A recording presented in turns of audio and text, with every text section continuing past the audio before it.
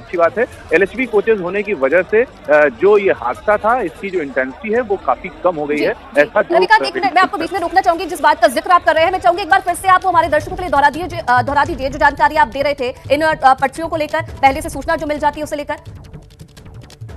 देखिए, जो कोचेस हैं वो चूंकि एलएचबी कोचेस थे, इसकी वजह से ये हादसा काफी कम हो गया है। एलएचबी कोचेस की खासियत ये होती है कि वो जब ऐसी स्थिति होती है, तेजी से ट्रेन चल रही हो और पटरी से उतर जाए या सामने कोई एक्सीडेंट हो जाए, तो वो बोगियां एक दूसरे के ऊपर नहीं चढ़ती। ज्यादातर जो हादसे होते हैं वो इसलिए होते हैं कि एक तो हादसा हुआ, ऊपर से जो बोगियों पीछे की बोगी है वो आगे के बोगी पर चढ़ जाती है, उसको दबा देती है, वो डिब्बे पिचक जाते हैं, जिसकी वजह से अंदर बैठे लोगों की कैजुअलिटी इसी वजह से ज्यादा हो जाती है, क्योंकि वो आगे से भी चोट खाते हैं, पीछे से भी खाते हैं, और बहुत सारे लोग शॉक के कारण मर जाते हैं और कुछ लोग डिब्बे के पिचक जाने की वजह से मरते हैं। लेकिन एलएचबी कोचेज में ये सारी चीजें बचत हो जाती है, जिसकी वजह से अगर कोई हादसा, बड़ा हादसा नहीं हुआ है और किसी की जान नहीं गई है, तो इसका जो फायदा है वो एलएचबी कोचेज होने की वजह से ये राहत हो पाई है, और जो कि अच्छी बात है। लेकिन करीब 50 लोग ऐसे हैं जो इंजर्ड हुए हैं, जिनमें से 20 लोग गंभीर रूप से घायल हैं, जिन्हें की अस्पताल ले जाने की जरूरत पड़ी है,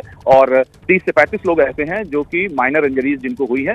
ये जो घायल होने का आंकड़ा है ये जरूर थोड़ा सा बढ़ सकता है, क्योंकि करीब 500 से ज्यादा लोग इन 6 से 7 बोगियों में सवार थे। ठीक है, क्या और जानकारी मिल रही है रविकांत? कौन कौन सी जो टीमें हैं इस वक्त रेस्क्यू ऑपरेशन के लिए वहां पर पहुंची हुई है, और कितना समय और लग सकता है? क्योंकि अंधेरे का समय है और जाहिर सी बात है कि थोड़ा बहुत मुश्किल जरूर हो रहा होगा वहां पर रेस्क्यू ऑपरेशन करने में, तो कितना समय लग सकता है?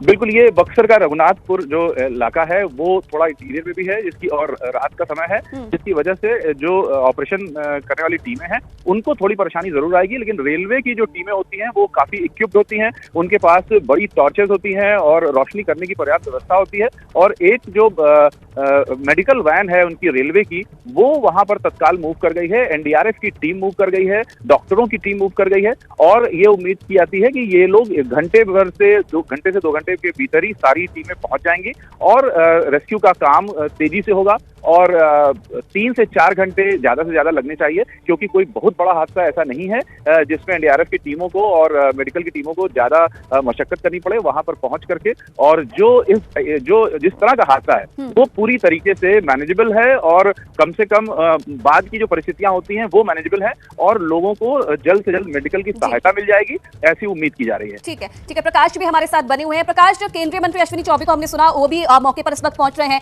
एक बार मैं आपसे जानना चाहूंगी, अपडेट आपके पास क्या है? कितने लोग अभी तक घायल हुए हैं? जैसे कि रविकांत भी बता रहे थे कि 20 लोग ऐसे हैं कम से कम जो गंभीर रूप से घायल हैं, लेकिन घायलों की पूरी संख्या अभी तक क्या है? आपके पास क्या जानकारी? देखिए, जो घायल हैं उनको इलाज कराना सबसे ज्यादा जरूरी है। इसलिए भी इस पूरी घटनाक्रम क्या है? घटना में दीनदयाल उपाध्याय स्टेशन से ट्रेन से चलती खुलती है और रघुनाथपुर के पास में ये हादसा होता है, जिसमें 6 एसी बॉगी जो पटरिया से उतर जाती है। दरअसल ये वो वक्त होता है जब लोग सोने की कोशिश कर रहे होते हैं, या कुछ लोग नींद में भी आ जाते हैं, कुछ लोग खा रहे होते हैं। तो ऐसे में अचानक बॉगी के गिरने से कई लोग जो है अफरा तफरी का माहौल हो जाता है। कई लोग जो ऊपर से नीचे की तरफ जाते हैं तो सिर में चोटें आई हैं। तो